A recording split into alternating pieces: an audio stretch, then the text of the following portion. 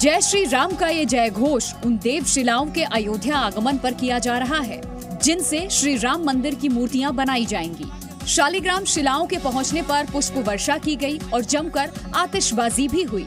अयोध्या की सीमा पर श्री राम जन्मभूमि तीर्थ क्षेत्र ट्रस्ट के महासचिव चंपत राय, अयोध्या के मेयर ऋषिकेश उपाध्याय, जनकपुर धाम के मेयर ने पुष्प वर्षा करके देव शिलाओं का स्वागत किया, जिसके बाद आज सुबह विधि विधान के साथ इन शालिग्राम देव शिलाओं की पूजा की गई। शिला निकालने से पहले नदी में पूरे विधि विधान से पूजा अर्चना की गई।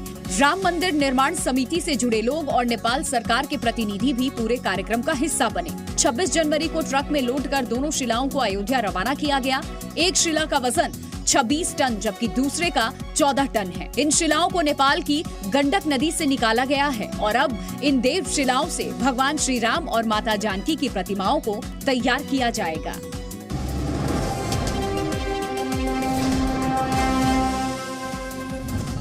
समाजवादी पार्टी के नेता स्वामी प्रसाद मौर्य के विवादित बयान से संग्राम छिड़ा हुआ है। उनके विवादित बयान के खिलाफ यूपी में कई जगहों पर प्रदर्शन हो रहा है।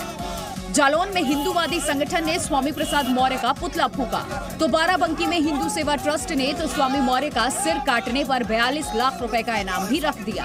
अब इस मामले में कांग्रेस के नेता प्रमोद कृष्णन के निशाने पर अखिलेश यादव हैं। उन्होंने सवाल किया कि क्या अखिलेश हिंदू धर्म के खिलाफ हैं? समाजवादी पार्टी को, आदरणीय अखिलेश जी को अब ये बात साफ करनी पड़ेगी कि वो स्वामी प्रसाद मौर्य के साथ हैं या भगवान श्री राम के साथ हैं। बीजेपी सांसद मनोज तिवारी ने तो स्वामी प्रसाद मौर्य की तुलना राक्षस से कर दी है। हर युग में राक्षस होते हैं भैया। बीजेपी नेता संगीत सोम ने भी अखिलेश यादव की आलोचना करते हुए कहा, जो मौर्य जैसे लोग, जिन लोगों ने रामचरितमानस पर सवाल उठाए, आप उन्हें प्रमोट करने का काम कर रहे हैं।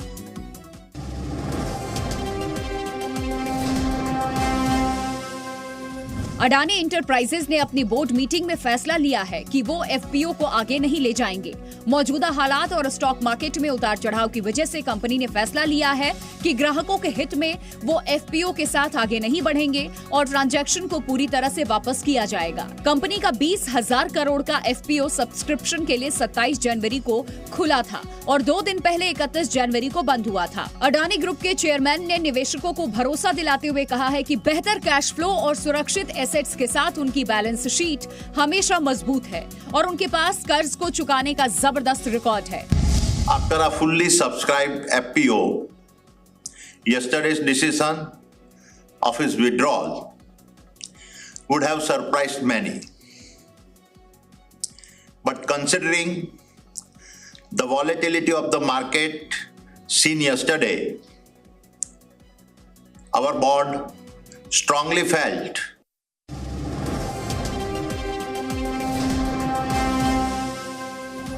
मैदानी इलाकों में बढ़ रहे तापमान को देखकर अगर आपको लगता है कि ठंड जा रही है तो एक बार फिर इन तस्वीरों को देखिए।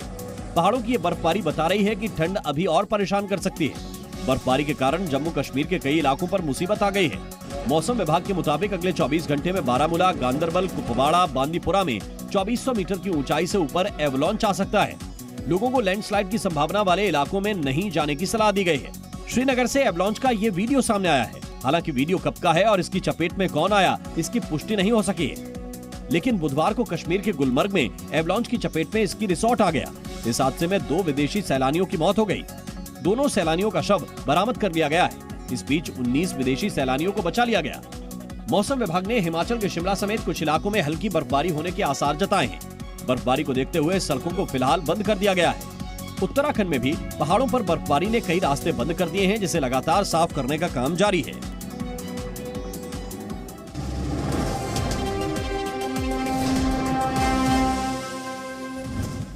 आखिरकार दिल्ली में मेयर के चुनाव की तारीखों का ऐलान फिर से हो गया है। दिल्ली के उपराज्यपाल वीके सक्सेना ने 6 फरवरी को मेयर चुनने के लिए एमसीडी का हाउस सत्र बुलाने की मंजूरी दे दी है।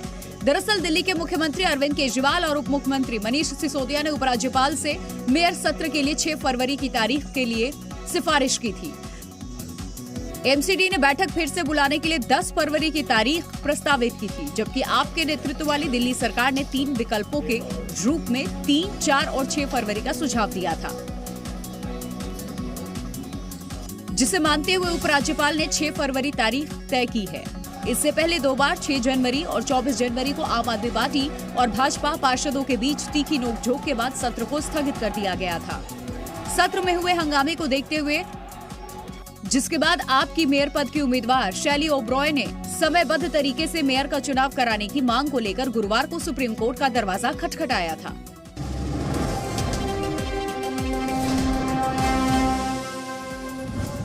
इन तस्वीरों को देखकर आंखों पर विश्वास करना मुश्किल है, लेकिन सच यही है कि यहाँ जेसीबी का इस्तेमाल कंस्ट्रक्शन के लिए नहीं बल्कि खाना बनाने के लिए हो रहा है। जी हाँ, ये हैरान करने वाला वाकया एमपी के भिंड में हुआ है, जहां रघुनाथ मंदिर में हो रहे सनातन सम्मेलन में प्रसाद बनाने के लिए कंस्ट्रक्शन मशीनों का इस्तेमाल हो रहा है।